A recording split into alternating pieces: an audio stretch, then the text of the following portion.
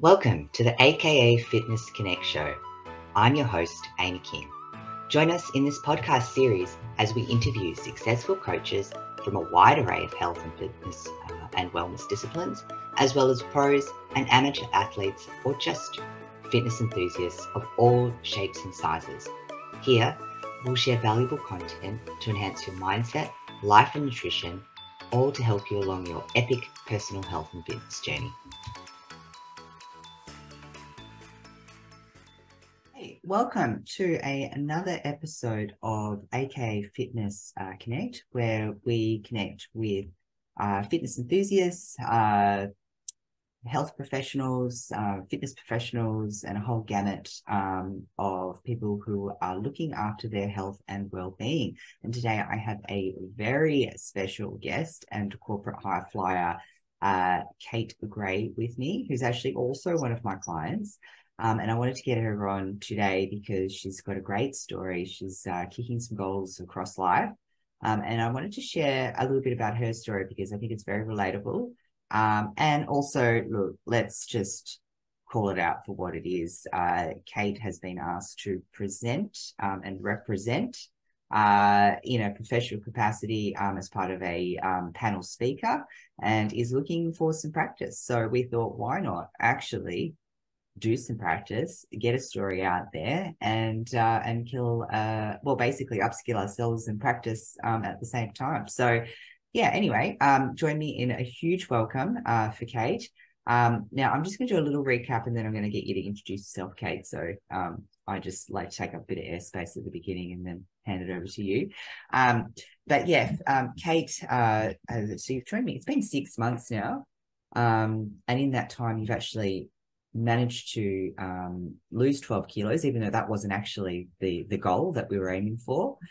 You've been exercising regularly, got back into weight training, and not only that, potentially even might find yourself enjoying it occasionally, which is great. And then there's been a whole other, I guess, overflow of other things that you've been working on as well that have kind of changed a little bit around how you're involved in your leading into the world and engaging, and you're reaping some rewards as a result of that. So I won't give away too much now, but Kate, why don't you tell us a little bit about yourself? Thank you very much for having me. It's appreciated. Yeah, sometimes I don't feel like there's too much to tell, but when you break it down like that, yeah, yeah, you're right. So I've had 12 years in heavy industry, I guess, across mining and metals.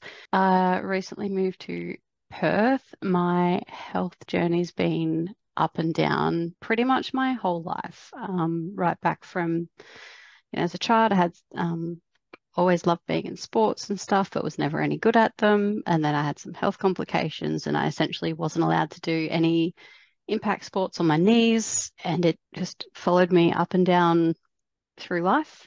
Sometimes I'm sporty, sometimes I'm not, sometimes I'm very lazy, sometimes I'm phenomenally enthusiastic.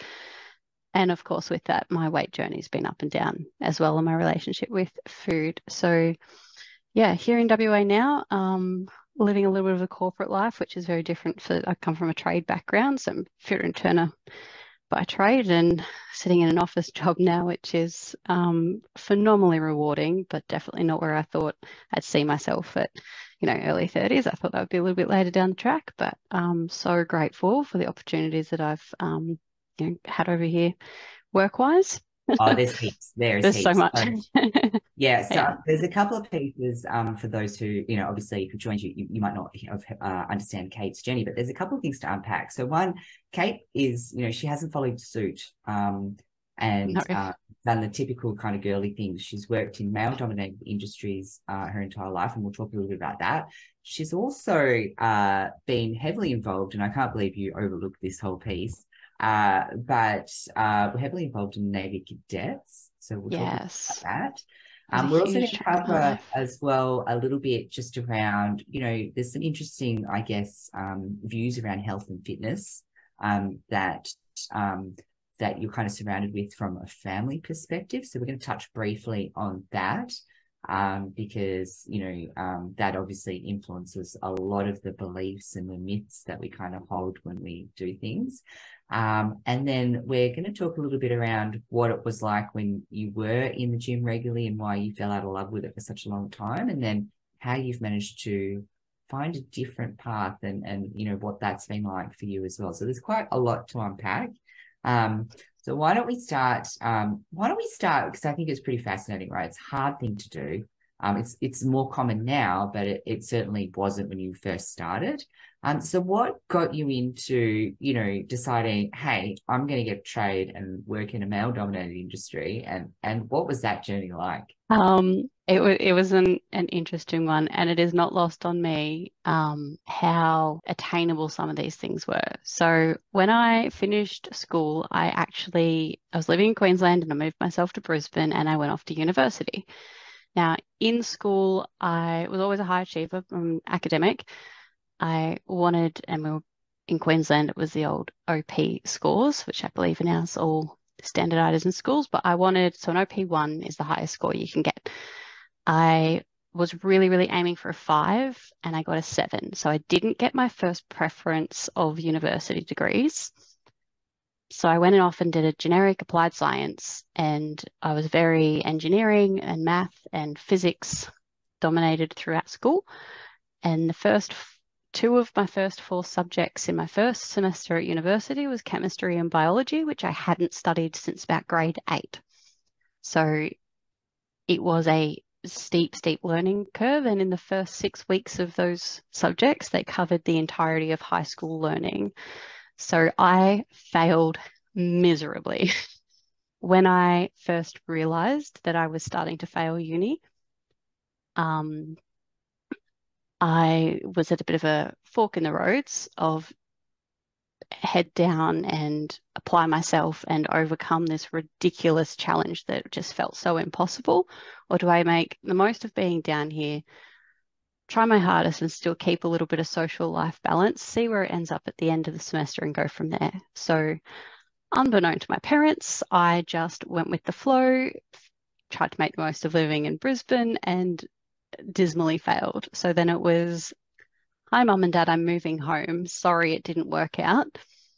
And my father, and I adore my parents. They're absolutely amazing. And my father said to me, well, you got to get a job then. If you're not going to go out and study, just figure out a way to support yourself. And I applied for the apprenticeship intake. It was a heavy industrial town in central Queensland, apprenticeships going left, right, and centre. And I applied for all of them and was very lucky to get one. So for me, getting a trade was my fallback, which, when I actually got into the apprenticeship and seen what it means to be a fitter and turner or a mechanical maintainer, it should be something people strive to do, not a just in case uni doesn't work. So as much as my plan didn't go to plan, it was the perfect life for me. I absolutely loved the work I did on the tools. There were some very, very challenging days, don't get me wrong, and there were some very steep learning curves when it come to getting my head out of a book and into a workshop. But yeah, that's how I ended up in an apprenticeship, was by failing university. Don't recommend. Yeah. So, and then from there, I managed to stay on with the company that put me through my apprenticeship.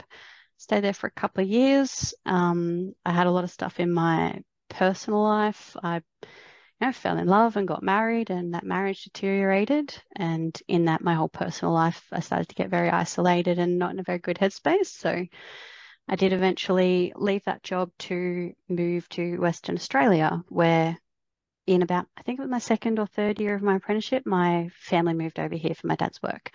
So I followed them across several years later, took 6 weeks traveling the coast of Australia and got myself settled over here and managed to find some upskill work it's a bit of an offshoot in the maintenance world. It's in the way that we keep our data in our systems and actually do the fundamental setups of how we look after our assets on a larger scale with our parts lists and job steps and things like that. So I started moving into that world in Western Yes, more Australia. into the maintenance planning, right? Planning So, and scheduling and yeah, master data for yeah. anyone that's aware of those terms. Very important, especially in the shutdown world, which is in the mining area they love, right? And it's Yes. another challenge altogether and requires a whole different set of skills. So, but that's one part. But the interesting part is that you were so good at that, a leader in your field without even realizing it. And now, do you want to give us a little bit of an overview of how you're shaping the industry in terms of bringing through a generation of women into the Yeah. industry? So it's so exciting. It is phenomenal what we're doing. We are taking a cohort of women that have no mining background and no trade background, and we're bringing them in with formal training, site buddies, Perth buddies, on-the-job training, a whole array of support, and nearly like an apprenticeship type structure. They come to Perth for some training, they go to site for some exposure and on-the-job training, and they kind of rotate through. And that program is helping us overcome, obviously, some massive resource challenges in our sector at the moment, trying to find skilled labour.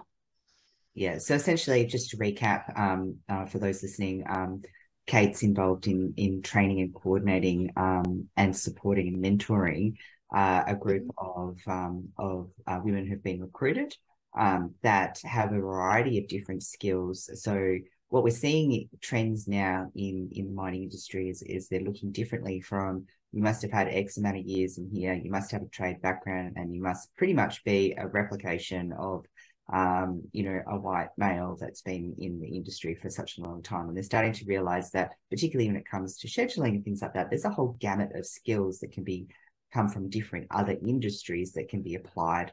And there's, I guess, Yeah. now more of an understanding from an inclusion and diversity perspective that it's usually around the values and your adaptability and ability to learn. That is actually a much more valuable skill that can be shaped towards any job within the mining industry and give people opportunities that I might not have otherwise had Yeah, access to, right? So it's pretty definitely. pretty innovative stuff, leading edge stuff. And these aren't women straight from school. These are women with highly successful established careers in other industries and others. They've been project managers, they've been massive logistic coordinators. Their merits are incredible and they're exceptional, brilliant women. Now we're just teaching them how to use those skills in the mining sector. Yeah. And to work in an industry that's quite different, particularly when it challenges Very itself different. when you're on site. Yes. Yeah, they're all That. it's very interesting this week. They're all definitely feeling the heat and starting to get irritated by the flies finally. Yeah. So for those who aren't aware, who've never experienced the joys of the Pilgrim, Of the Pilbara. and also this year as well is probably one of the hottest years on record in the Pilbara region. So we are seeing constantly temperatures up in the very high 40s. There's also the humidity, and for some reason, when they introduced the European fly, they absolutely loved the Pilbara, which was unnecessary because if you've ever been to the Pilbara, the size of the bugs are ridiculous. And I remember the first time that I went up on site and there was a giant, one of those giant white spiders in the size of your hand with the giant Yes. webs in front of the in my dorm or my donga, sorry. And I turned around to the person that was escorting me around camp and I was like, is that what happened to the last tenant? Because I was like, what am I looking at? This is like out of a horror Yeah. movie. So yeah, anyway, so There's yeah, some very interesting. wonderful things in the Pilbara too. I absolutely fell in love with the Pilbara. Yeah, It's yeah. a beautiful place. It certainly is. Yeah, the scenery is actually quite stunning. And yeah, those if you get a moment to enjoy it, is actually there's definitely some beauty to be had around there. Anyway, we digress. So so that's been interesting as well, right? Because you've kind of started your health journey. Sometimes when we change one thing, we end up changing a whole bunch of things. So sometimes we do incremental changes, and other times we kind of have transformation changes. changes. And you kind of just like did a transformation change, really, because you changed jobs and then you decided, actually, enough's enough, and I'm going to change a few other things as well. So, yeah. Yeah, that's happened to me a number of times throughout my career. Every time I tend to, um, I'm not entirely a person that does things by halves. So, Yeah, I'm going to suggest that, but good that you yes, recognize that. yes. So when I did get a planning scheduling role on a mine site, an operational site, there is definitely a very Aussie culture that I've been exposed to my whole life of after work, let's go for some drinks and let's, go down the Weddy and we'll catch up and we'll talk about the day and we'll brainstorm about stuff we didn't get time to talk about and decompress and this, that, and the other. So for a good time, it was at the wet mess, drinking alcohol every day after work, almost except laundry night, fly-in night, laundry night, and the night before fly out. I might go down for one, but I probably wouldn't go down. But yeah, definitely.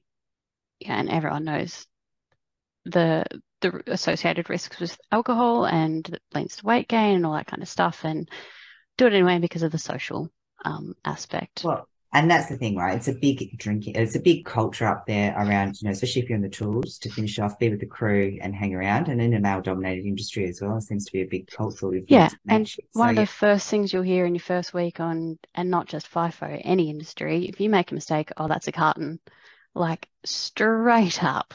yeah, It's a huge, huge, huge part of our social world, So yeah, cultural, yeah, yeah. I definitely, and I come from a family where having a few drinks throughout the week was not frowned upon. It was, if we go out for a party, we're going to go drinking. It was a very typical Aussie upbringing where, you know, dad gets home from work and you go to the fridge, you pull out a can of beer, you open it for him, you give it to him, say, how was your day? Yeah. Like that's in moderation. There's not huge, huge, negative things with that. And depending on what your goals are in life, but to have a drink every now and then isn't detrimental to your health. Drinking the way I was, absolutely was. Yeah. To the point where I was starting to have some issues with my liver a few years ago. My weight was appalling, and obviously my body image was really, really bad going with that. So when I shifted to a predominantly Perth-based role, so I still do some site travel, coaching, but predominantly I'm based in Perth now. I met some people that were highly influential around helping me feel better about myself, and I started a bit of a journey of, I've been under 80 kilos and a size 12 before. Let's do it again. Done it once. Mm. I'll do it again, and this time it'll stick. Yeah. So I cut alcohol right out of my life. I would still go to the bar after work, but I would get a soda with some lime. Was I ridiculed? Yes, but I knew what my goals were, and I'm like, well, you don't have to drink it. Yeah. So Yeah. I did make a really big shift. I went from barely eating, but nutrition was really, really poor. I kept saying I was too busy. I would sit at my desk and there'd be, some celery and dip, and I'd nibble at that, graze at that all day, and get back to camp at night. And I was too tired, and I'd hit snooze 3 or 4 times in the morning. So I'd skip breakfast or maybe just grab a slice of toast on my way out. Like, I think when I look back, I went in and did some calorie counting on what a typical day would look like, and it was maybe 1,000 calories, which Mm. is horrible. So Yeah. yes, I met another one of your clients and they said you need to eat more, and they were trying to get me to eat, 2.5, 3,000 calories a day, and it was an astronomical amount of food. And when I seen that it was starting to work and I actually felt good, I was like, okay, tell me about this Amy person, sign me up. Yes. Yeah. And then so yeah, you did some great things there, and then obviously now let's talk a bit about well, I think we'll come back to the Navy cadets because that's almost like a whole nother conversation in itself. Oh Um, yeah. and but let's talk about because when you did have periods where you were in the gym training and you kind of got yourself another social circle, but that wasn't quite gelling with you, and you ended up having a bit of a bad taste around what you'd been exposed to. So do you want to talk us about you obviously don't have to, just go high Yeah. level around you know, what Yeah, of course. happened there, what you didn't enjoy about it, and then, I guess that was one of the reasons why it took you a little bit longer to potentially reach out to myself, especially when you saw a picture of me. Very intimidating, I won't lie. And then when you Yes. met me, it was a very different experience, and we'll talk about that. Yes. So why don't you talk about, because I think it's really important, right? Because, you know, I think when people have an experience with certain people who are in the fitness industry, or they have experience with a certain coach, they think that that's the way that it is for everyone. And you might see quite a lot of this actually happening, right? But the reality is it doesn't have to be that way. And you've got to find the right coach that's going to help you, right? And then you've got to figure out, what are the sort of what will give somebody the credibility or the qualifications that's going to best serve you, right? So Definitely. yeah. So why don't we talk about, some of the negative things you experienced when you first went in, and then Yeah. because we'll talk about how that's changed, almost, pretty much. Astronomically. Yeah. Yeah. Yeah, so I had to have my gallbladder out a number of years ago, and a friend of mine who was on a fitness journey to become a bodybuilder, um, for my birthday, bought me some PT sessions. So it was on the keyhole surgery, but for some reason, my abdominal strength, which wasn't that great to begin with, but for me to be able to do my job, I need to be able to, hang off spanners and lift heavy things. And there was this, and I love scuba diving and all these parts of my life that I could no longer do because my abdominal strength was nearly gone. I was beginning to have food issues, so my iron gut, I could eat anything. I now became a fussy eater, a huge impact from getting my gallbladder removed. So she bought me a PT session, said, well, let's get you strong again. So the first PT lady that I started to see was absolutely lovely. But there was the reasons as to why it doesn't particularly matter, but I never felt like I had much power in driving the purpose of me being there. It was, we'll get you into a bikini competition or a fitness competition, or my choices of goals were the Yeah. different categories of bodybuilding. When I look back, her business was specifically designed around coaching bodybuilders. Yeah. So my friend did me a favor to get me into a PT. My goals weren't aligned with her business vision. But even And so, hindsight's 2020, right? yeah. But also as well, that still warrants a conversation, right? And my view is as well, like, and I think this is where, there's a lot of so-called bodybuilding coaches out there, but I'm sorry, if you haven't had an established, it takes a long time to build quality muscle. But not only that, it takes a long Yeah. time to build foundational habits, and you've got to enjoy the process, right? So taking someone who hasn't been exercising regularly, doesn't have good, sort of consistent eating habits, and again, has the goal of doing that, is just irresponsible, because it's an extreme sport and you're taking somebody through a body composition change that that's not what fitness is about. Like, muscle building is actually about building a strong body, for bone density, for strength, to feel good in our bodies. Eating is about feeling nourished, and performing well, Mm, right? So definitely. um, it's actually got little to do with fitness competitor, and that's why I get really frustrated. And when people say, "Oh, yeah, I want to get ready for stage, can I do it in 8 or 12 weeks?" I'm like, no, No, I don't no. even care if you've competed before. No, because Yeah. I need to understand how your body works. If you've got the foundational behaviors and if you've got the maturity, because as my role as a coach, I need to make sure that you're going to be in good health from an Mm, emotional, mental, physiological, everything kind of point of view. You can't just look at a body and go, hey, there's a bunch of body parts there. I'm going to get it in basically some sparkly tooth gloss and some tan in 12 weeks, and then just leave them to go. Because also, like, there's the post-comp stuff and all that sort of stuff, which isn't great. And then the extreme yeah. changes can happen to your body as well. So anyway, that's my rant. I'll get off my soapbox now. But okay, so there was that, and then so you started to And then resent the process a little bit, didn't you? that probably came more when I changed. So I did change PTs. I Yeah, just kind of gave a bit of a cop out excuse and said this isn't working for me and left. Then I just joined like one of those franchise gyms, and a yeah, PT that worked out of there, who worked with me on an emotional level a little bit more. yeah, Um, he and probably more significantly in the Navy cadet space, and what I do, with the youth in the area, because he had some stuff that he did in his personal life that was very much, we had a lot in common there. And my journey started to go more towards powerlifting, strength training, but with no goal of being in a competition. My goal was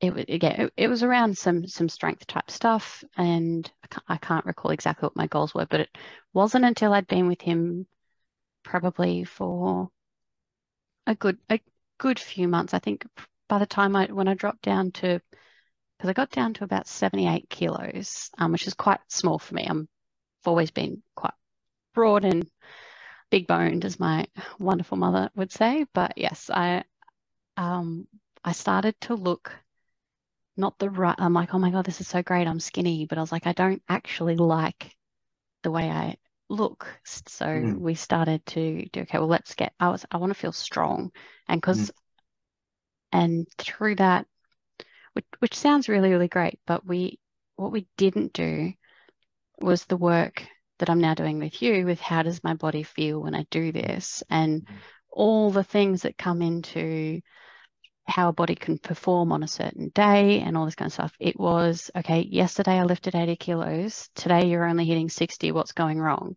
And the style of questioning I interpreted at that time, and this was when my marriage was coming to an end. So I was surrounded emotionally in a sense of significant failure. So then when I get asked, how come you can't lift as much as last week? It's, again, I'm not good enough. I can't do this. Like that internal distortion, it was on overdrive. But also, how are you supposed to understand that question if you haven't built the self-awareness yet around some of those things, right? So, and then also, again, as well, whilst I do love powerlifting and strength training and those sorts of things as well, you can only you're not going to hit a PB every single session, right? And there's certain ways that we progress and periodize training to actually optimize your muscle growth and your strength growth, right? So there's ways and then there's things around progressive overload, and there's different ways to stimulate muscles, which you're learning now. Like progress can actually mean, well, hang on a minute, I'm getting deeper in this movement, or I'm getting more reps, or I'm not fatiguing as quickly, or I can hit this body part twice a week. So there's all sorts of different other aspects around progression, right, which we're starting to work on now. Yeah. So to keep it high level is eventually the way that that PT was working with me has its place, and I said, look, I want a PT because I need someone to help motivate me. That style of motivation didn't exactly click with me quite right. Well, and it did end up in a lot of tears. Yeah, it wasn't motivation. It was more like you were getting pushed, right? So, but you felt like you were yelled at a lot of the time. So that real kind of hard-ass trainer. Yeah, like, push. Yeah. Sorry, I don't need CT Fletcher. I don't know if you know who CT Fletcher is, but anyway, look him up afterwards because you'll laugh. He's like the Samuel L. Jackson of powerlifting, or like, that kind of David Goggins kind of mentality where it's like, I'll just run an ultra marathon and you've just got to do it. It's like that applies to certain aspects, but and it can apply well to potentially certain demographics more so than others. But then again, I would hate to generalize because I think it's very much on an individual level, right? You've got to understand who you're working with to motivate them accordingly, right? So Yes. So I definitely respect that there are people that thrive on that style. I am not that person. So even though you're in the Navy Cadets, like, I still don't respond well to militant kind of programming. Yes. So that's interesting.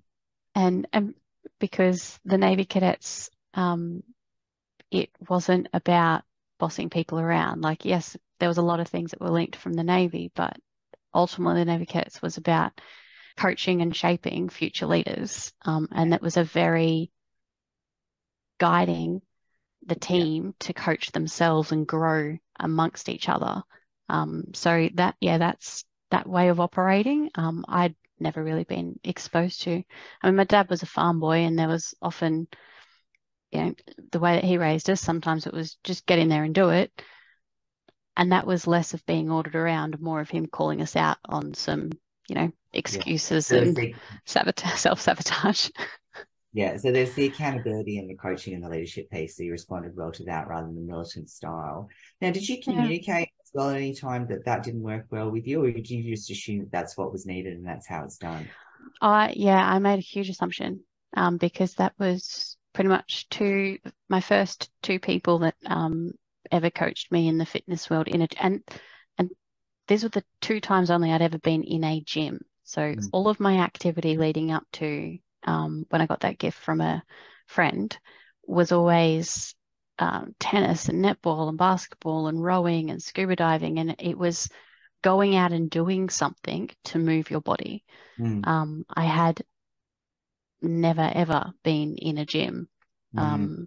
And there's a certain stereotype that comes with people in gyms from that you see in the movies and all that kind of stuff. So I was just like, oh gosh. And the first thing that blew my mind when I went into the franchise gym was that it's nothing like the movies, and there are all sorts of body shapes there, and most of the people there are incredibly lovely, and they'll stop and compliment you. They'll ask you how you're doing. There's, the people that go to the gym at the same time all the time. So you get to know people without necessarily ever talking to them, but it's, you a still feel month like you're later and in you that go, environment. Yeah. yeah, or someone says, hey, you're hitting that squat so well compared to when you first came in here. And you're like, oh, you noticed, thank you. So yeah, like there were some things about the culture that I immediately recognized as some phenomenally positive things. Yeah. It was just, some of my individual experiences left me to the point where now when I did join up with you and say I do want to do some fitness stuff again, there is one certain brand of gym that I just will never step foot in. There's until they change their color schemes or something. Until I either fully overcome it or something, it's phenomenally triggering. And my first task, I was going to say, if you remember, I'm absolutely sure you remember, was just to go to a gym. Just walk in, don't even have to get on a treadmill. Just walk in and walk out. Yeah, that Go was the through the first assignment. motions. Yep. Sign up and go into a gym and just don't even exercise. Just go in a gym. Yeah. And I was literally in tears waiting to scan my card. Going in and signing up was fine. The next time I went in, I was holding back tears. I was terrified to go in and do a workout. And I opened the door, just stopped and breathed and went, oh, that was easy. And I did a killer workout. So I was like, okay. And But how did you obviously feel we'd done a lot of work previous to me opening that door, but yes. And how did you feel when you first met me? And I'm like, so we're not even going to exercise yet. I was like, what? But I signed up for 2G sessions. Yes. I was like, yeah, no, it was definitely eye-opening. And now that I'm here, I'm like, it's so obvious. But yeah, I was a little panicked. I was very motivated because, I wanted to regain control of my life again. My mind does this wonderful thing where I try and imagine the 57 different thousand ways it can fail and blow up in my face. Yeah. And then I instantly feel like all of that anxiety in one big hit. So yeah, so you're like, no, we're just going to do this and we're just going to chat and we'll do this. And I was like, oh, okay, that's different. But just it completely was got rid of all that dialogue, right? Because I broke it down into a yep, different step and it was like, well, hang on a minute, definitely. it's probably going to be too much. So why don't we just start at the most basic step? And it made me feel really heard that you knew I had some challenges to overcome and you accepted that and you were working with me to overcome them and not just go and do it. Yeah, which is the So, typical kind of bro science approach, right? Like, mm. doesn't work. It's for everyone anyway. Some people need a kick in the ass, but yeah, not always the way that it goes. So, and then I think the other thing is as well, right? Like when you were training and you were doing more of that powerlifting style stuff, you kind of developed this whole model around what good exercise looks like as well, right? To the point where you ended up burning out a little bit, right? Because you were pushing. Phenomenally so. Yes. So I was working 12-hour days, 4 to 5 days a week in a labor-intensive job and going to the gym with a minimum 1 hour intense workout 6 days a week. Which for some people are going, yeah, that's what I do, that's fine. on top of that, I was also a Navy cadet instructor. So my Monday nights, I was not getting home until 10 o'clock at night. I had a whole array of things in my personal life where sleep didn't come easy and it was disjointed. As I said, I was, my relationship had just broken down. I was trying to find my place in the world as someone, a divorcee at the age of 27. A new identity that came with a bit of shame. It was, no one ever shamed me, but I didn't realize how much shame I felt from just societal type influences. Like no one ever said anything. No, but you had a vision around what success looked like and you felt like you'd failed that. Yeah. And my parents have an incredible marriage and they work so well together. They, there's arguments always, but they work through it and they apologize and they rectify behaviors. And, I have always admired them for sticking together through some really, really tough times.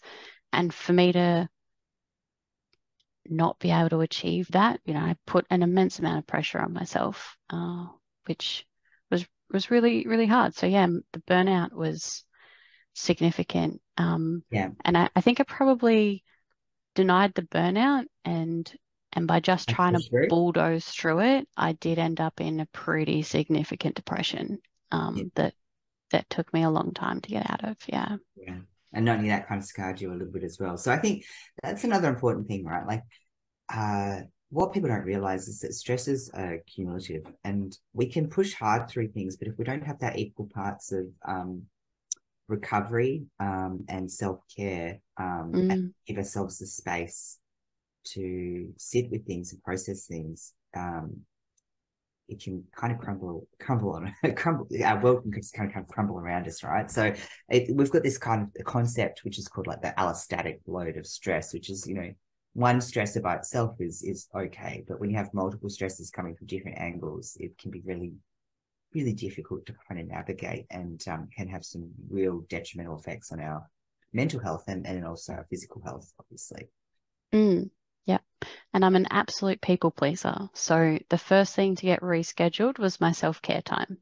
And yep, I'll stay up late and help you move. Or, yep, I'll get up early and do this for you. And I was always offering to give time that I really didn't have for others that I cared about in my life. They deserved my time, absolutely, but I didn't protect. Not at the expense of not setting some time for yourself. Yeah, I did not protect myself in doing so. So I could have applied some better strategies in hindsight, which I'm learning to do now, which is really incredible. You didn't know any better then, right? No, and absolutely. the thing is as well, if you think you're not good enough and you have to prove yourself, then you're going to bulldoze and you're going to have that sense of achievement and you're going to try and push through. You're going to try and overcompensate. And then the other things as well, there is such a thing as, working distraction by killing ourselves, right?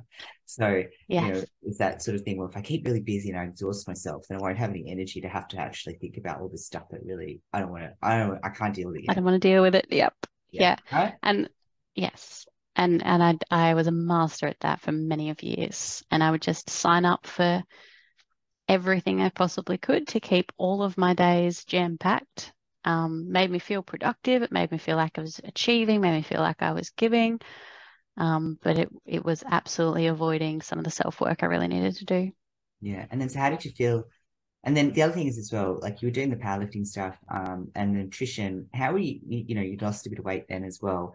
How was the nutrition for you though? Like, were you feeling good in your body? Were you consistent with your eating? What was happening then?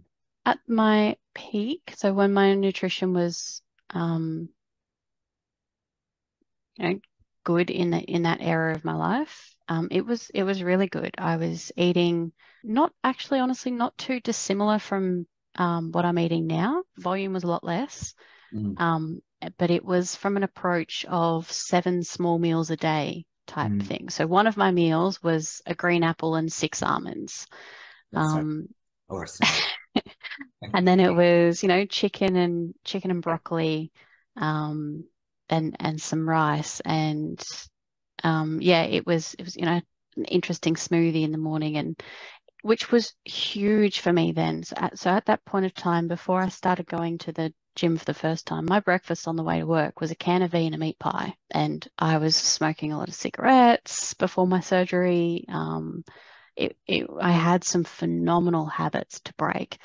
So to go from energy drink and a meat pie for breakfast to a green smoothie, and actually eat that every day, every work day anyway. My weekends were a little bit interesting, especially when I went away on cadet camps. I was at the mercy of what I was fed. But yeah, my work days, bringing food in, I wasn't going to the canteen at work anymore. I wasn't eating big burgers or deep fried all sorts or pies. Honestly, there was at least one day a week I would have two pies throughout the day, my breakfast and lunch. So yeah, so my food was really quite good when I focused on it and built a plan to make it easy. So when I first learned how to meal prep, and I would do like massive big roast chickens and put them all in the oven, and I would do, 5, 6 days worth of food in one hit. It was not sustainable for me because there was not enough variation in it. And I got sick of eating literally every single day the exact same food. Yeah. But not When I only that, you didn't, also went from one extreme to the other, right? Like, yes. when you don't, and this is where I'm getting at as well, like anyone can do a 12-week challenge and change fundamentally how they're eating, but can they sustain it? And if you haven't learned how to actually, sort of build some transitional steps that you can maintain regularly and consistently, then like stepping up to do that kind of comp prep kind of almost sort of dietary requirements is very tough, and it's hard to sustain. And so you almost did this kind of like complete 360 all or nothing approach, ended up burning out. How many years did you not exercise and then not look after your diet as cleanly, and because you reverted back to some eating habits, right? And then you were drinking a lot. Yeah. Yep. I think so after I fell off that bandwagon and moved to WA, I think my behaviors actually got worse than what they were before I ever went on a fitness journey. That's not uncommon. Yeah, so I found myself binge eating significantly every now and then, because I learnt so much on that first journey. When I then displayed poor behaviors within myself, I could recognize it. And instead of fixing it, I beat myself up for it. Because I beat myself up for it, I then felt sad, and you get this emotional spiral. And then, there was one night at the end of the day after a terrible day of eating, I ate an entire pavlova to myself, all of it. Just sat there watching movie after movie, binge watching TV and binge eating a pavlova.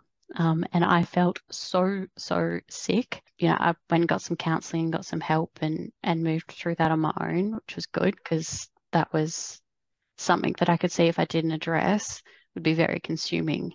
And I couldn't, thought if I go down this spiral, I could not see a way out of it.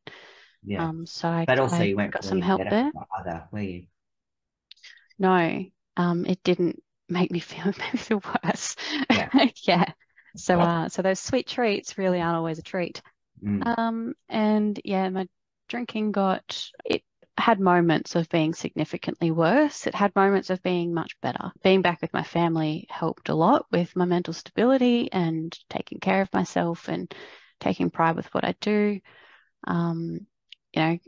Getting some opportunities at work that made me feel really valued, meant I didn't need to de-stress so much at night, so therefore I wouldn't have the weekday drinks. So it was a very, very up and down, but yeah, the downs were definitely that they were pretty significant. I'm not going to shy away from that. Not proud of it, but can't change it. Yeah. All right. So now let's fast forward to obviously the last 6 months working with me. We touched a little bit around, took you a lot to make that first step. And then you came to me and we're like, what's this little actions? We're not training yet. What's going on? And then even with the food, it took us a little while to even get you onto a meal plan because there was some things that we wanted to clean up and do first, so, apart from it kind of just completely like throwing you, kind of off center thinking, you obviously had some expectations or some preconceived ideas around what it was going to involve, right? Like you were going to, get back onto what had been happening before, particularly because I was a bodybuilder as well. So you would have been like, all right, I've been here. It's going to be 7 meals of not much. And all this sort of stuff again. And you Yeah. were almost ready to do that again, but you also did have some reservations. And then instead, we sort of walked you through and was like, okay, well, hang on a minute. What are you doing now that's working? Or what can we start to do consistently? And so for a long time, we were only eating 2 meals consistently every day and just getting, which was still one more meal than what you were typically eating anyway. Yes. Yes. Yeah. It was incredible to not feel so judged for where I was at, and to have you not come in and change my whole life. You took what I was doing and built on it. So I think the fact that we didn't do a 180 flip like, previously I'd experienced, instantly made me feel like when I put my work brain on and I think about how to make a sustainable improvement, you come in and did exactly that. You come in and followed the blueprint on how to make a sustainable improvement. And I was just like, this might work. So And, you started to believe in the possibility, and you started to trust the process more and trust yourself more, right? yeah, and I think, we do have a lot in common around, our work and a couple of other bits and pieces. And I seen you as more than just a PT, and you seen me as more than just a PT client. So it was really good that we opened up to all walks of my life, and you were interested in my emotions and my family and my, partnerships and my work. And there wasn't a single part of my life that was off the table. Like, it was getting that whole picture and working with every element was so refreshing, and just filled me with confidence that this is the right place, this is the right time, this is the right person. And so I think if we draw on that, and it's not about obviously tooting our own horn here, but essentially I think that's the main thing, right? And from your own coaching and leadership style, through your work with cadets and stuff like that, just that ability to make someone feel heard. We can only make a change, right, when we accept where we're actually at, but also when we have a bit of self-compassion towards where we're actually at, right? And there wasn't a lot of that coming from you when we first started. I like the way you phrased there wasn't a lot. There was absolutely none. So for me, one of the most rewarding parts of this has been, seeing yourself becoming more open to that possibility and going, how can I look at this through a different lens with a little bit more kindness and take a step back and actually, work through some of those issues. And then that's translated a little bit into how you've also approached you've gotten a little bit more confident across all areas of life, right? So if we look at the way now that you've learned a lot, even just being obviously given the challenge from the work perspective, but you've taken what we've been working together through our mentoring sessions as well as our PT. So just for clarity as well, we don't just do stuff in the gym. We actually do I guess intensive one-on-one mentoring sessions as well, as part of the program that Kate's on. But yeah, so what are some of the things that you think that have translated from the work that we've been doing into your work life and enhanced that for you as well? Definitely. Probably the one that sticks out the most is switching off that default of not good enough. And going, because I'd come to you and I'd say something, and then you're like, yeah, but hang on, haven't you done all of these, this one bad thing, here's these 7 great things. You've overcome all of this. Okay, it's not the desired outcome, but look at where you started. So shifting that mindset, which you and I spoke a lot about with my body image or my food or this, that, and the other. I take that into the workplace and I go, do you know what? No, we didn't hit that goal 100%, but we hit it 80%. And how incredible is that? So being able to celebrate, and find those silver linings and those smaller achievements, and reframing what we would typically think as a failure to say there's still growth and there's work and there is achievement. Okay, we didn't hit this particular KPI, but look at what you'd still achieved. Yeah.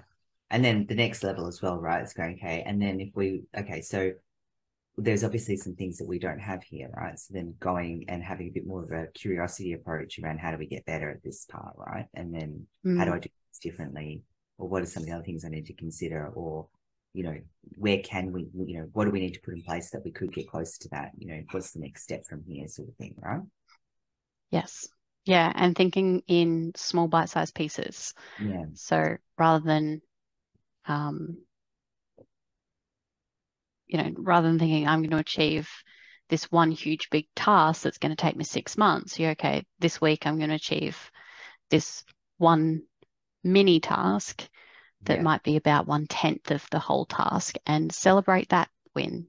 It's Yeah. a step in the right direction, and yeah, really breaking things down to the Action. small little actionable things that don't feel so overwhelming, and you don't end up with three huge outstanding tasks. You end up with, you know, 15 out of 20 achieved tasks. Yeah. And getting some cadence and practical steps, right? And feeling like you've accomplished something. I Yeah. think the other thing is as well, that I've observed is your ability to create better boundaries and then also not to absorb other people's reactions to things, right? So you used to take it really to heart. Ah, So yes. yeah. So, but Yes. the other thing is as well is that you wouldn't create the space, but you've been getting better at protecting boundaries from a number of fronts. So not just from a time perspective, from an energy perspective, from an emotional perspective, across a number of fronts. So how's that been for you, I guess? And don't talk about specifics if you don't want to, because that can get quite No. personal. So talk more broadly around, um, because that's a whole different work that we have to be, capable of. But how have you found that process, and what are you finding that you're enjoying out of it now that you're getting better at it? Honestly, I've found the process very challenging. It it felt for a very long time like it goes against my nature, to tell people no, or to, um, you know, have times where I fully disconnected from certain things, or like because I lead a team of people, to say I'm not available after hours, was very, very difficult for me to say that, because something I valued in myself was how approachable I am, and that I will always make myself available. Like, I'll always be here for you is something that will come out of my mouth all of the time. Mm. Um, so when I seen the effects of not honoring boundaries and actually some of the damage it can cause, that's when I started to go, okay, well, how do I say no without saying no? Because I need some boundaries in place, but I don't know how, and I'm not comfortable with most of the guidance, from the self-help books and the typical HR policies that you read. I'm like, all of those suggested phrases aren't natural to me, and I don't feel comfortable saying them. So once I found my way of saying no, Yeah. and practiced that skill, Yeah. then I absolutely loved feeling so in control of Mm. of my life, and feeling like I actually do have a work-life balance, and that Yeah. I can care deeply about sectors of my life when I'm not actively involved in them. So I can care I'm the deeply. observer. Yeah. I can care deeply about my team when it's 8 o'clock at night and I'm watching videos and my work phone is switched off and in my handbag. Yeah. Just because I'm putting a boundary in place doesn't mean I don't care. Yeah. I Yeah. think one thing that I noticed as well from a boundary perspective was when you realized that some of the stuff wasn't your burden to carry. No, it And really you were like, wasn't. actually, I don't need to worry about this. This is actually not my issue. This is Yeah. actually not something I can manage or help. And it's not fair for me to be sitting here because I'm robbing that person of that opportunity to do that. And that was a huge mental shift for you. And it's just like almost like seeing you when you kind of had that realization. And it's like instantly, it's almost like your whole shoulders just kind of relax. And it's like, this weight that you were carrying, it's like, actually, I don't even need to deal with that. So, Mm. how, I mean, I've kind of just explained it for you, but I guess, you know, what other things came up for you when you started to realize more and more of that and started to apply it? My perception of what is in and not in my control was probably my biggest realization. I went, previous to this work, I would always go searching for, okay, here's something I feel like is out of my control. I'm going to go on a little hunt until I can find something semi-related that I can control to influence that.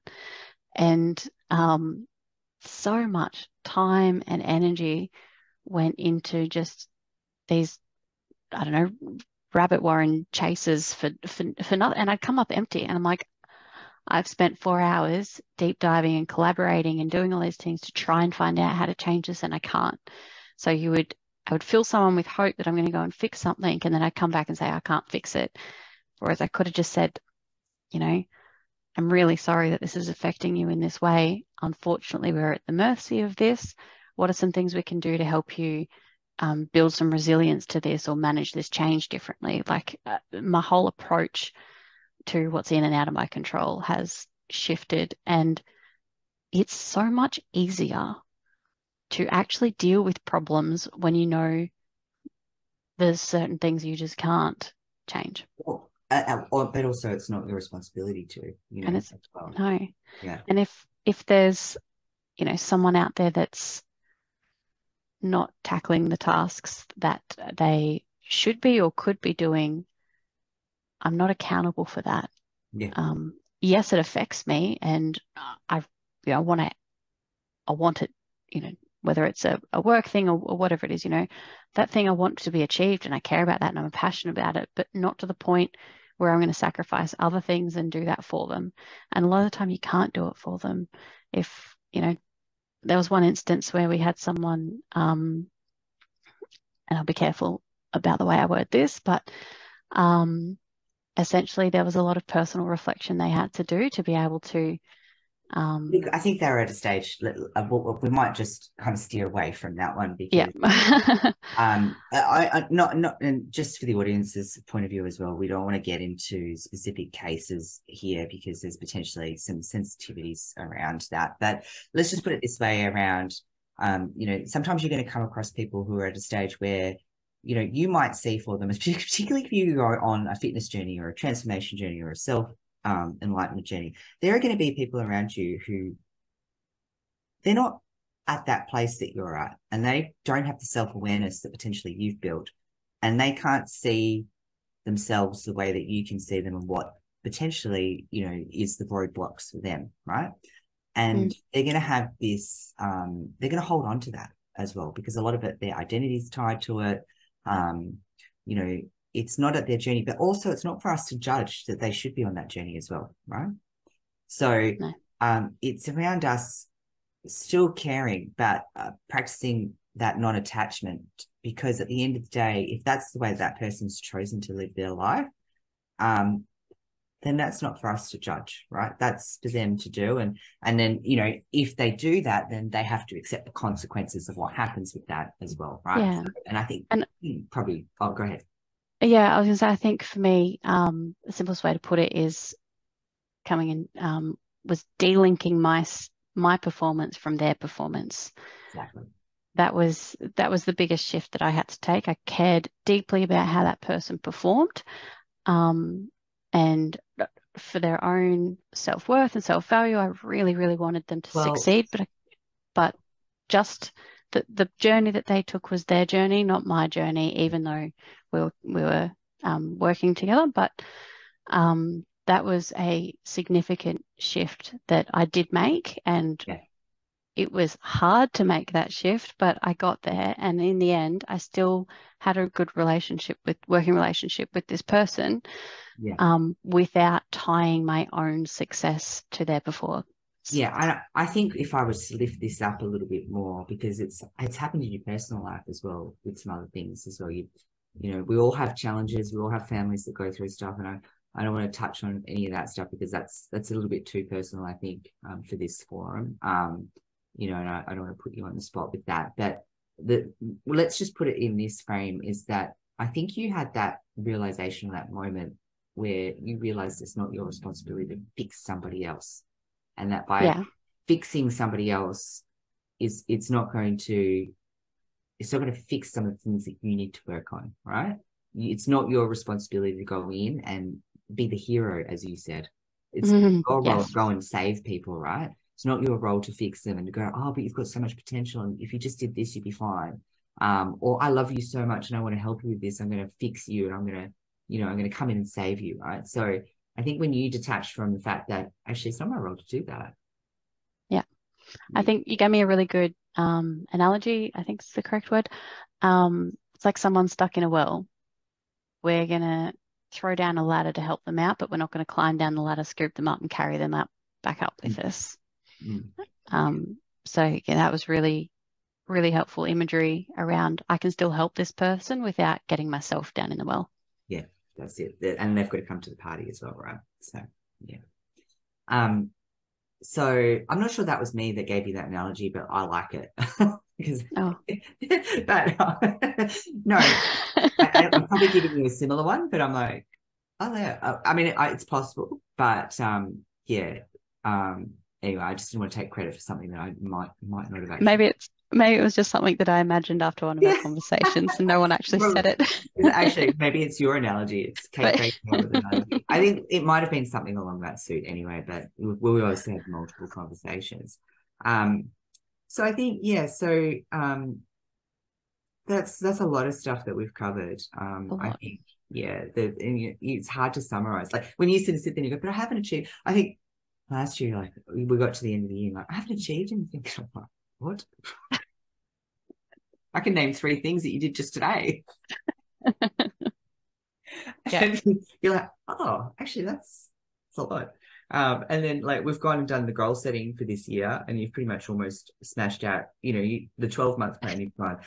I'm running out of things to finish on my 12-month plan.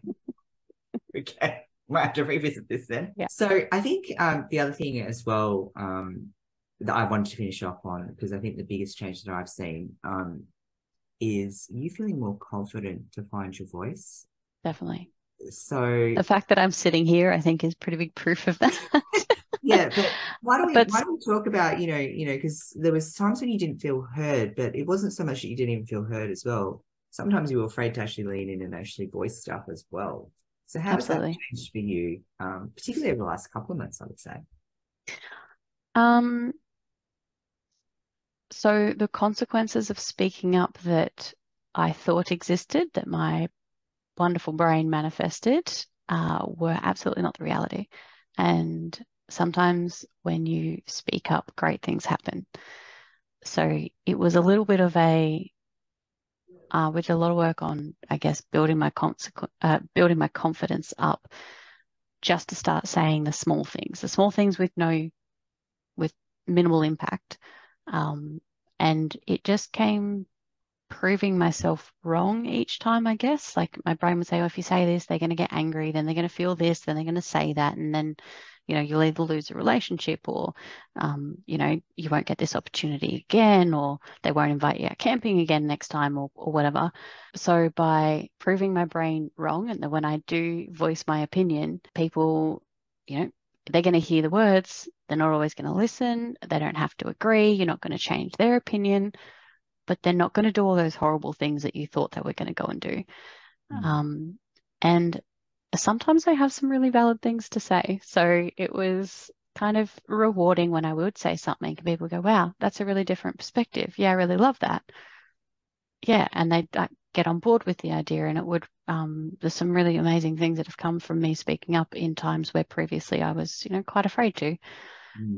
And not a reflection of anyone that I was talking to. It was a build-up of a lifetime of the little things where it was, oh, just be quiet, you can talk later, or what would you know about this? You haven't done this before, or just those small undermining comments, once or twice a year as a young child, or when I entered the workplace, or you're just an apprentice, what would you know? Like that kind of stuff. I held on to it all. I really struggled to work through it and process it and let it go. So then I would meet someone for the first time, know nothing about them really, and still be afraid to speak up because I was so afraid they would react like someone in my past or something like that. So I've been getting a lot of really, really good help from a lot of different places around the way that I think. And when I do speak up, a lot of feedback, and especially in the workplace, a lot of feedback on what I said, if it could be delivered any better. Like, how was my messaging? Did this underlying, kind of thought come through? And being more open that I do have more to say and that I want to be able to speak up well. And even with my family, times where I wouldn't typically kind of speak up, like, hey, I want to say something here.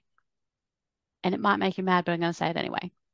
And it was just that precursor of, hey, I'm starting to speak up now, because a change in someone's behavior when they're quite close to you, like my family, um, it was quite surprising to them. They were like, oh, you've really changed, or what's wrong with you today? Or, kind of these comments. I said, no, look, I'm trying this new thing and I'm speaking up. And yeah, it's been quite a journey, and it feels really freeing and kind of light to be able to just say what you want to say. And there'll be a whole swagger of people out there that go, I have no idea what she's talking about, because they just speak up, and that's fantastic. But for a lot of us, it's really, really hard to find our voice. And especially for females as well, because remember, we're conditioned to be quiet and to be good and to people please, and to not have to, don't be too contrarian with your opinions and so on, and to be confronting or contentious or argumentative or any of those sorts of things, right? So, and we're told that our opinions don't matter in a lot of contexts, right? So, I think that it's a real struggle, which is one of the reasons I want to talk about it, because I think there's a lot of people in the audience who listen to this will resonate with that. And anyone even in young women in the workforce and that. And I know, that's a broad statement, because there's a lot of people who do feel confident speaking up, particularly, the younger generation coming through and all that sort of stuff, because, the sands of society and time shifting, right? So, we're getting a little more progressive in certain areas. But for others, it's still a real struggle, right? And it depends on the type of relationships they've had at work, the type of respect and relationships they've had in their personal lives, schooling, everything, right? That all kind of conditions us to know when it's safe to speak up, and then once it's safe to speak up, to then find our voice and actually contribute, right? So, yeah. Well, I think, look, as I said, there was some stuff around the Navy cadets, which we haven't quite gone into a lot of detail there, but we've touched a little bit on it.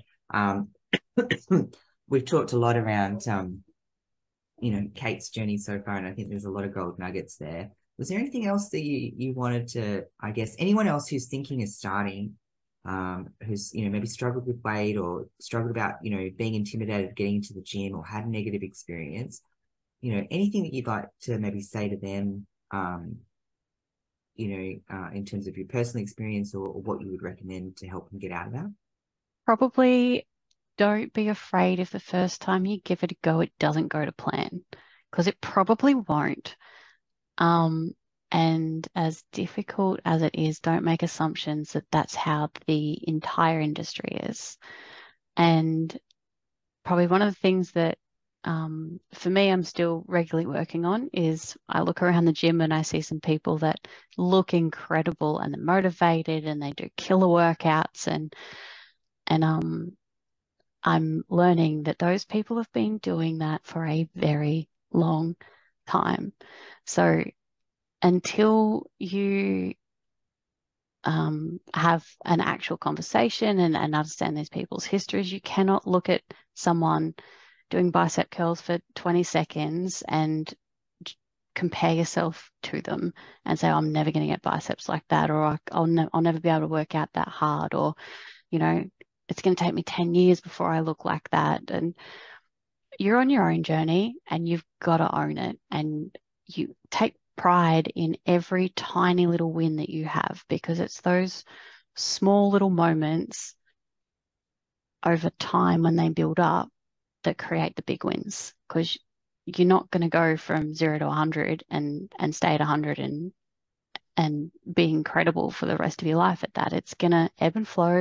You're going to have setbacks. You're going to have weeks where you have big wins and big growth, and it is an absolute roller coaster, but it's an incredible ride, and yeah, you won't regret it. But it's one of those, do what I say and don't do what I do. Don't give up. Don't don't fall off the bandwagon and stay there for years.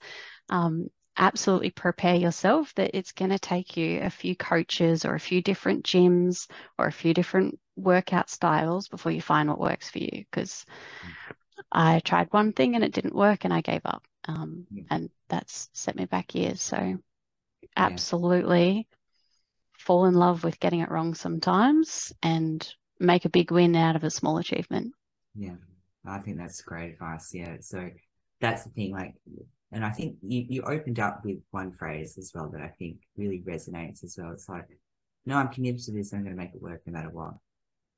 It's essentially what you said. that was the changing thought process. So I think when you take that open piece, you're going to have failures along the way, but they're not really failures. The only time you fail is when you give up permanently, right? So if you 100%. actually, and it doesn't matter if you're, what I tend to find as well that, working with some of the clients as well, have been on similar journeys, is that the length of time that they go from all or nothing shortens over a period of time, right? And eventually it stops and they just become consistent because at some point they've made a decision, actually, I'm just going to make this work. I'm not going to stop. But they'll have times where leading up to that, it was those periods of really good and then not so good and then completely off the wagon and then maybe back to maybe not so good to maybe really good and then all that sort of stuff, right?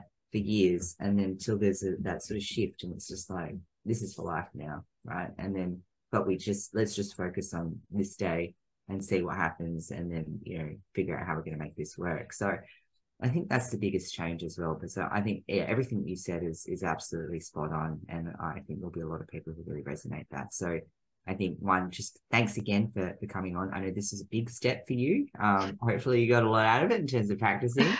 I think as well, it's these stories that actually are more inspirational, because I can sit here and go, yeah, I do bodybuilding and stuff like that, but to me, that's not inspiration. I mean, obviously, there's other parts of my journey that probably could be, but it's only when it's people like yourself who haven't given up, who've actually found a way, and then you've gotten a lot more out of it than you ever expected.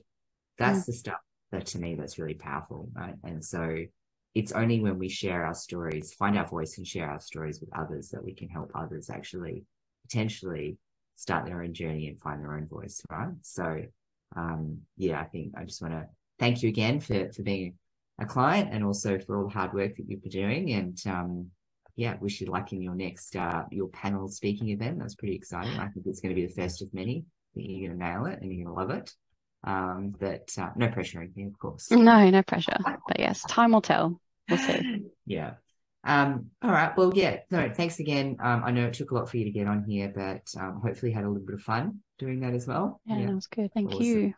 No worries. All right. Well, we'll leave it there. And guys, Kate is part of our communities as well. So if you ever have any questions, she does love to help people. So just don't expect her to answer at 9 o'clock on a Sunday night.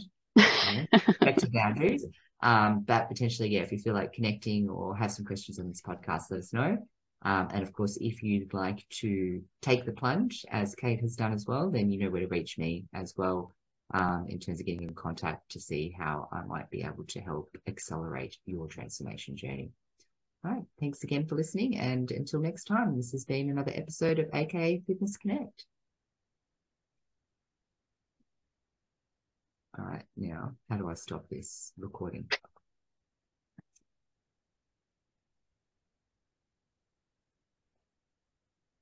I actually have no idea how to do this.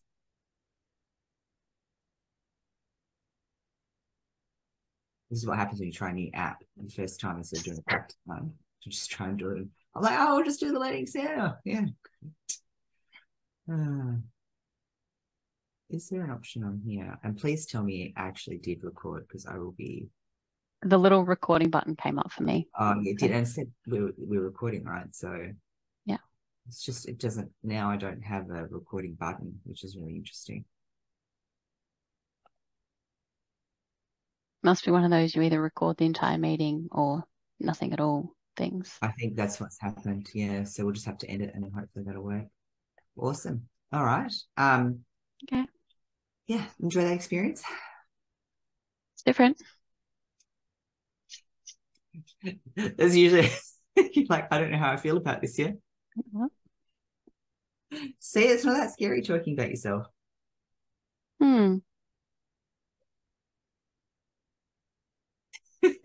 It's an interesting reflection, that's for sure. It's a lot of stuff that I probably haven't actually spoken about in a long time.